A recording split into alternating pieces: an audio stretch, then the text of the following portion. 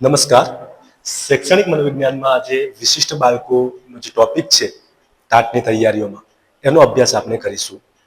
તો સૌથી પહેલા તો આપણે જાણીએ કે વિશિષ્ટ બાળકો એટલે શું. તો કોઈ પણ જે બાળક છે એ શારીરિક રીતે હોય કે બુદ્ધિની રીતે હોય અથવા માનસિક રીતે, જો કોઈ સામાન્ય બાળકથી અલગ પડતો હોય તો એની ગણતરી વિશિષ્ટ બાળકમાં થાય છે. જેમ કે પ્રતિભાશાળી બાળક હોય, અથવા વાત કરીએ તો કોઈ બાળક મંદ બુદ્ધિનું બાળક હોય, કોઈ બાળક જે છે અન્ય રીતે અલગ પડતું હોય વિકલાંગતામાં, બરાબર. તો એ બધા બાળકો વિશિષ્ટ બાળકોમાં સમાવેશ થાય છે. તો આવો આપણે વિસ્તૃતમાં એની ચર્ચા કરીએ અને સમજીએ. વિશિષ્ટ બાળકો એક પરિચય. દરેક બાળક અનન્ય છે દુનિયામાં. પોતાના શક્તિઓ અને મર્યાદાઓ સાથે બાળક જે છે અનન્ય છે. વિશિષ્ટ બાળક એવા બાળકોને કહેવામાં આવે છે જે બુદ્ધિમત્તા, શારીરિક અથવા માનસિક ક્ષેત્રોમાં સાથીઓથી જુદા દ્રષ્ટિએ હોય છે. વિશિષ્ટ બાળકોના મુખ્ય પ્રકારો જોઈએ. પ્રતિભાશાળી ગિફ્ટેડ બાળક, ચિલ્ડ્રન વિથ એક્સપ્રેશન ઇન્ટેલેક્શન કેપેબિલિટીઝ. સર્જનશીલ બાળક, ક્રિએટિવ. વિકલાંગ, મંદ બુદ્ધિ. આ પ્રકારો હતા. ગિફ્ટેડ ચિલ્ડ્રન, પ્રતિભાશાળી બાળકો જેમનો બુદ્ધિઆંક ટર્મનનો જે બુદ્ધિઆંકનું જે વર્ગીકરણ છે અને એના મુજબ 130 થી વધુ જેનો બુદ્ધિઆંક હોય એનો સમાવેશ 130 140 થી વધુ હોય એનો સમાવેશ શેમાં થાય છે? ગિફ્ટેડ એટલે કે પ્રતિભાશાળી બાળકમાં. એના અન્ય નામો કયા કયા છે? તો મેધાવી, તેજસ્વી, જીનિયસ, ટેલેન્ટેડ વગેરે. એના લક્ષણો શું હોય? તો શીખવાની ઝડપ ખૂબ જ ઊંચી હોય છે. કોઈ પણ વસ્તુ જે છે ઝડપથી શીખી જાય. ગ્રહણ ક્ષમતા જે છે ને, ગ્રહણ કરવાની શક્તિ એ એમની પાસે વધુ હોય છે. Grasping power. જટિલ સમસ્યાઓ સરળતાથી ઉકેલી શકે છે. ઉચ્ચ સ્તરની એકાગ્રતા અને જિજ્ઞાસા વૃત્તિ. પ્રશ્નોત્તરી દ્વારા સતત જ્ઞાન મેળવવાની ઈચ્છા હોય એમના અંદર. કંઈ પણ વસ્તુ હોય એને લગતો કંઈ ને કંઈ પ્રશ્ન પૂછે અને એના વિશે કંઈ ને કંઈ શીખે છે. સર્જનશીલ બાળકોની વાત કરીએ તો મુખ્ય પાયો મૌલિક કલ્પના શક્તિ. લક્ષણો શું છે કે વિચારમાં નવીનતાઓ અને પ્રવાહિતા. પ્રચલિત પરંપરાઓ સામે પ્રશ્નો ઉઠાવવાની હિંમત. જોખમ લેવાની વૃત્તિ અને સાહસિકતા. આત્મવિશ્વાસથી ભરપૂર અને સ્વતંત્ર વિચારધારા હોય છે સર્જનશીલ બાળકમાં. હવે વાત કરીએ વિકલાંગ બાળકો. 21 પ્રકારની ડિસેબિલિટી છે, વિકલાંગતા છે. શારીરિક ક્ષતિ કે ખોડખાંપણ ધરાવતા બાળકો. વર્ગીકરણ એમનું તો ઇન્દ્રિયગત હોય, અંધત્વ હોય, બૈરાશ હોય, મૂંગાપણું હોય. સ્નાયુ કહીએ તો લખવો, હાડકાની ક્ષતિ કે અપંગતા. વાણીગત કહીએ તો તોતડાપણું કે ઉચ્ચારણની સમસ્યા. મંદ બુદ્ધિવાળા બાળકોના પ્રકાર જોઈએ તો આઈક્યુ 50 થી 70 આધારભૂત શિક્ષણ શક્ય. શિક્ષણ પાત્ર જે બાળકો હોય એમને શિક્ષણ આપી શકાય. તાલીમ પાત્ર બાળકો છે જેમનું આઈક્યુ જે છે ને, આઈક્યુ 30 થી 50 દૈનિક કાર્ય માટે તાલીમ આપી શકાય. અતિશય મંદ બુદ્ધિ જે હોય એમાં જેમનું આઈક્યુ 30 થી નીચો બુદ્ધિઆંક હોય એવા બાળકો, સતત દેખરેખની એમને જરૂર પડે. વિશિષ્ટ બાળકો માટે શિક્ષણના સિદ્ધાંતો. શિક્ષણમાં વ્યક્તિગત જરૂરિયાતોને ધ્યાનમાં લેવું મહત્વપૂર્ણ છે.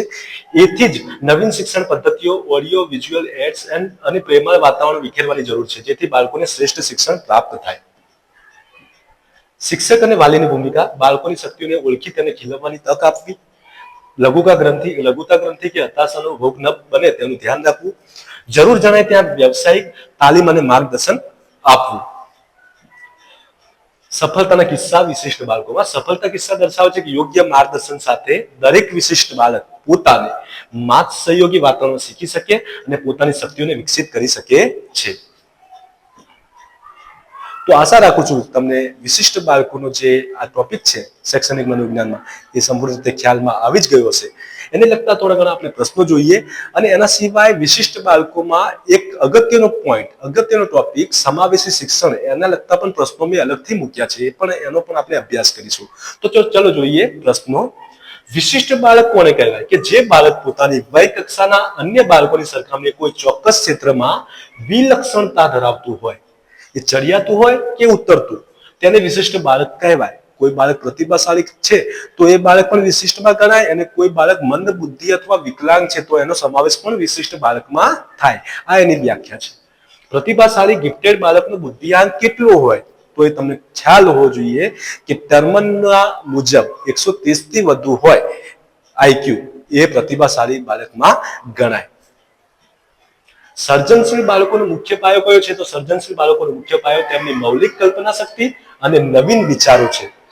મંદ બુદ્ધિના મુખ્ય 3 પ્રકારો કયા છે? તો ઉચ્ચ શિક્ષણ પાત્ર મંદ બુદ્ધિ, તાલીમ પાત્ર મંદ બુદ્ધિ અને અતિશય મંદ બુદ્ધિ. 5મા નંબરનો પ્રશ્ન, શિક્ષણ પાત્ર મંદ બુદ્ધિ ધરાવતા બાળકોનું બુદ્ધિઆંક કેટલું હોય છે? તો શિક્ષણ પાત્ર મંદ બુદ્ધિ ધરાવતા બાળકોનું બુદ્ધિઆંક 50 થી 70 ની વચ્ચે હોય છે. દૈનિક તાલીમ આપી શકાય એવા બાળકોનું બુદ્ધિઆંક 30 થી વધુ, 30 થી 50 વચ્ચે, અને દેખરેખ હેઠળ હોય એવા 30 થી નીચે. પ્રશ્ન નંબર 6, પ્રતિભાશાળી બાળકો માટે અંગ્રેજીમાં કયા શબ્દો વપરાય છે? તો પ્રતિભાશાળી બાળકો માટે ગિફ્ટેડ, જીનિયસ, ટેલેન્ટેડ અને સુપેરિયર જેવા શબ્દો વપરાય છે. પ્રશ્ન નંબર 7, સર્જનશીલ બાળકોમાં કયા ગુણો જોવા મળે છે? તો તેમનામાં વિચારોની પ્રવાહિતા, મૌલિકતા, લચીલાપણું અને જિજ્ઞાસા વૃત્તિ જોવા મળે છે. પ્રશ્ન નંબર 8, ઇન્દ્રિયોની વિકલાંગતામાં કઈ ક્ષતિઓનો સમાવેશ થાય છે? તો અંધત્વ, બધિરતા, બહેરાશ અને મૂંગાપણું જેવી ક્ષતિઓનો સમાવેશ થાય છે. પ્રશ્ન નંબર 9, તાલીમ પાત્ર મંદ બુદ્ધિ ધરાવતા બાળકોનો બુદ્ધિઆંક કેટલો હોય છે? તો 30 થી 50 ની વચ્ચે હોય છે. વિશિષ્ટ બાળકોની ઓળખ કઈ રીતે થઈ શકે છે? તો બાળકોના ચોક્કસ લક્ષણો, એનું વર્તન, એનો વ્યવહાર અને મનોવૈજ્ઞાનિક કસોટીઓ દ્વારા તેમની ઓળખ થઈ શકે છે. હવે આપણે જોઈએ આ ટોપિકની અંદર સમાવેશી શિક્ષણના જે અગત્યના પ્રશ્નો, CWSM નું પૂરું નામ, એના સિવાય વાત કરીએ તો બીજા અન્ય પ્રશ્નો પણ આપે છે. એમાં જોઈએ શરૂઆતથી કે પ્રશ્ન નંબર 1, સમાવેશી શિક્ષણનો મુખ્ય ઉદ્દેશ્ય શું છે? તો સામાન્ય બાળકો અને વિશિષ્ટ જરૂરિયાત ધરાવતા બાળકો CWSM એક જ છત નીચે, એક જ વર્ગખંડમાં સાથે રહીને શિક્ષણ મેળવે તે સમાવેશી શિક્ષણનો મુખ્ય હેતુ છે. કે કોઈ પણ વિશિષ્ટ એવો બાળક, બરાબર, કે જે એક જ વર્ગખંડની અંદર, એક જ છત નીચે સમાવેશ એનો કરવામાં આવે અને એને અભ્યાસ કરાવવામાં આવે. પ્રશ્ન નંબર 2, CWSM નું પૂરું નામ શું છે? તો C એટલે કે ચિલ્ડ્રન વિથ સ્પેશિયલ નીડ્સ, વિશિષ્ટ જરૂરિયાત ધરાવતા બાળકો. પ્રશ્ન નંબર 3, પ્રતિભાશાળી બાળકો માટે કયા પ્રકારની શૈક્ષણિક પ્રવૃત્તિઓ યોજવી જોઈએ? તો પ્રતિભાશાળી બાળકો માટે પ્રોજેક્ટ વર્ક, સેમિનાર, કસોટીઓ અને ઇતર પ્રવૃત્તિઓ જેવી કે ક્વિઝ અને વક્તૃત્વ સ્પર્ધા યોજવી જોઈએ.